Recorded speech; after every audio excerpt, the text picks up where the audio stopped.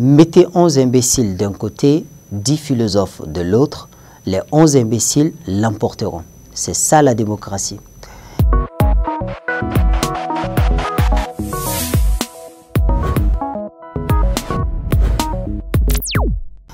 Le XXe siècle a été marqué par la victoire de la démocratie. Partout dans le monde, la démocratie s'est imposée comme mot, comme idéal, comme système politique.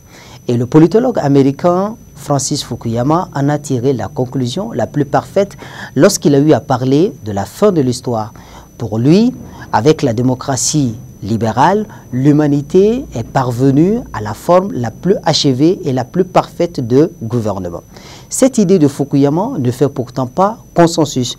Vous avez le politologue italien Giovanni Sartori qui considère quant à lui que la démocratie, lorsqu'on la définit comme le pouvoir du peuple, est une erreur, puisque la démocratie comme pouvoir du peuple, ce n'est rien d'autre que la traduction du mot grec démos et kratos.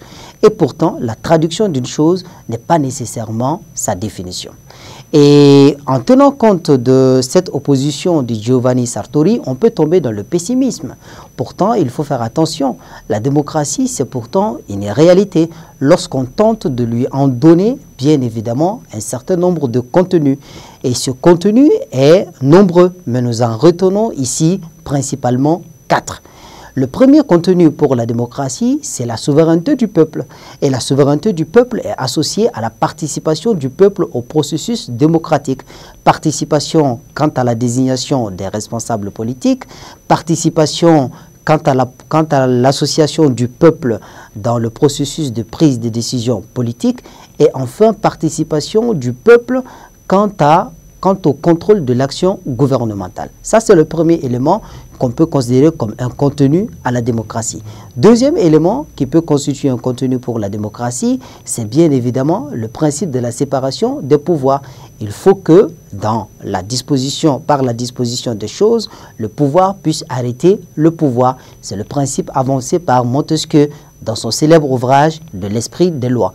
Donc la séparation des pouvoirs est importante pour la démocratie dans la mesure où cette séparation des pouvoirs doit être accompagnée par l'équilibre entre les pouvoirs. Troisième élément qui constitue un contenu pour la démocratie, c'est le multipartisme politique. Il faudrait que dans un État démocratique, il y ait plusieurs partis politiques pour permettre aux citoyens de faire le choix le plus optimal.